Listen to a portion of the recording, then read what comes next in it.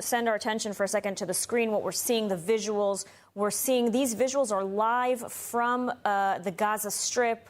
We're seeing one of the points where the Red Cross is supposed to pick up the hostages. We're seeing Hamas waiting, Hamas terrorists in gear with guns. We're seeing children. It's a little bit of a chaotic scene, crowds gathering, and we are waiting for a first glimpse at the hostages.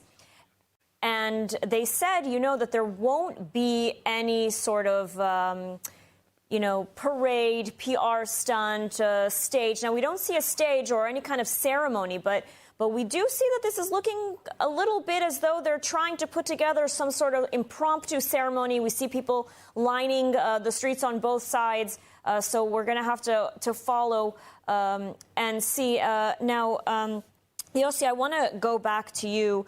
Prime Minister Netanyahu has been saying this entire time that Israel will achieve total victory over Hamas. And the IDF Chief of Staff, Eyal Zamir, announced yesterday that Israel has indeed achieved victory over Hamas. But we see these images today. So I want to ask, is Israel able to achieve victory? And can Israel now declare that it's achieved victory? Do you agree with that assessment? Well, we have achieved more than we were supposed to achieve according to the conditions that prevailed before Operation Chariot of Gideon B. That is we managed to get a lot in return for conducting this operation. And the fact that we stay in Gaza and the fact that we keep control of the Philadelphia corridor, and the fact that there is a plan that according to which we move forward that is in line with all our war aims, war goals, is a big achievement. Victory, not yet. Victory we should be able to declare victory once Hamas is disarmed. And with the world in chaos. Part of this victory is how this Sharm el-Sheikh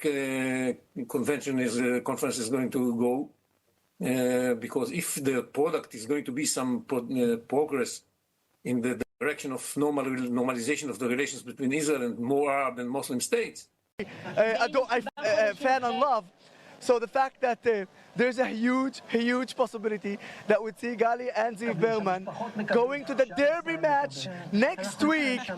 I don't know what their situation and their conditions, physical condition would be, but I promise you, if their physical condition would somehow allow them, they will not miss that game, and they're gonna come and see that game. And as an Israeli and as a fan of that would be one of the most amazing moments to see maybe next week. So hopefully they are among the first to see all the other alive hostages as will be released, and of course all the hostages that were killed by Hamas, because we're going to fight until the last hostage.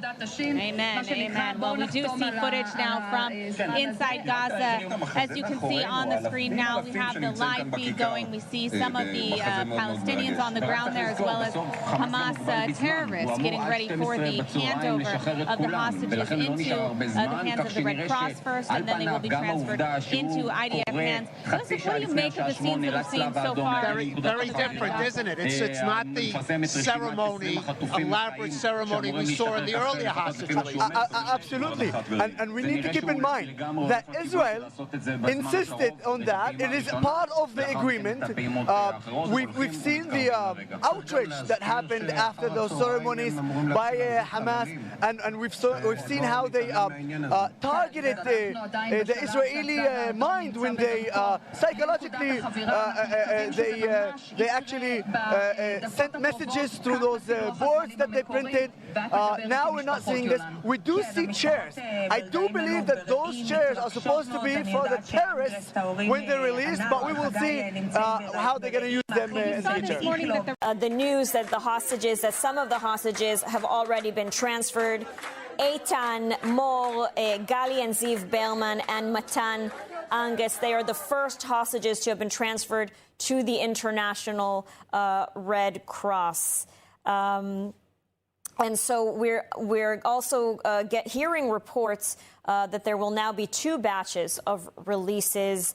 10 now, 10 later. And those in Gaza City, those that we've mentioned, they've already been handed over to the Red Cross.